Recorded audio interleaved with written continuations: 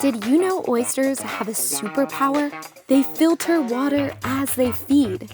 A single oyster can filter up to 50 gallons of water a day. Also in a day, an acre of oyster reef can filter 36 Olympic swimming pools of water. New York Harbor was once filled with oyster reefs. They helped clean the water, protect the shoreline, and provide habitat for marine life. But today, the water is so gross, you can't even eat oysters from there. Let's dive in to figure out what happened to New York's oysters and how one group is trying to bring them back. Picture it, New York City, the late 1800s. The city is growing, and so is its appetite for oysters. Oyster carts are as common as hot dog carts are nowadays. Oyster barges are docked in the East River. You can get all-you-can-eat oysters for just 6 cents. New York Harbor has about 250 square miles of oyster beds. And New Yorkers were eating roughly 1 million oysters every day. Until we ate them all. In a matter of 100 years, people ate practically all the native oysters in New York Harbor. And during that time, we started polluting the water, dumping raw sewage into the harbor, to the point where in 1927, the city's last oyster beds closed and restaurants had to switch to cleaner sources. Fast forward to today, and the water is slightly cleaner, thanks in part to the Clean Water Act of 1972. Animals like whales and dolphins are returning to the East River after a 100-year absence. So maybe it's time for an oyster comeback too. Enter the Billion Oyster Project. Their goal is to restore 1 billion oysters to New York Harbor by 2035. We want to rebuild that lost landscape. To do that, they're collecting oyster shells from restaurants. You know, the ones that would normally get tossed after you eat them. So we work with about 80 restaurants. They put aside their oyster shells from the regular service, and then we work with the Lobster Place, which is a direct-to-restaurant seafood distributor.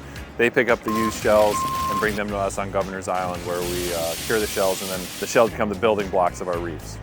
The shells sit in this heap for over a year to help eliminate bacteria and pathogens. Then they serve as a foundation for baby oysters to latch onto.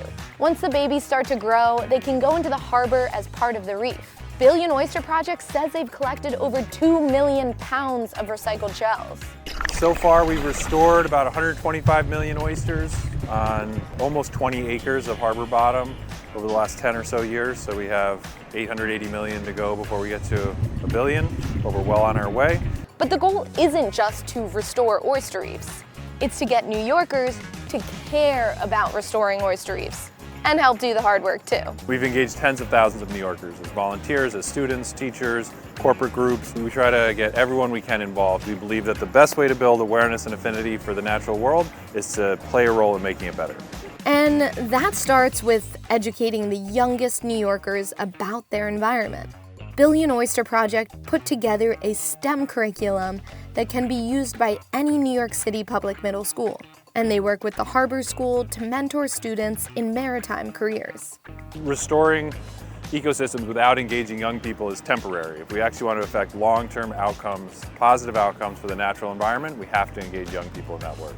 And so New Yorkers, young and old, like myself, are coming out to help Billion Oyster Project inch towards its goal. But even with 1 billion oysters in the harbor, will it ever be like it was before our oyster binging days? It'll never be like it was 500 years ago. That's not going to happen. But we could have a clean harbor as soon as enough New Yorkers raise their voices and stop being okay with the current status quo, which is pouring raw sewage into the harbor every time it rains. So that's a big part of the work that we're doing, is trying to get people excited about the harbor, knowing that the harbor is a natural resource that every New Yorker should have access to, every New Yorker should find valuable and work to protect.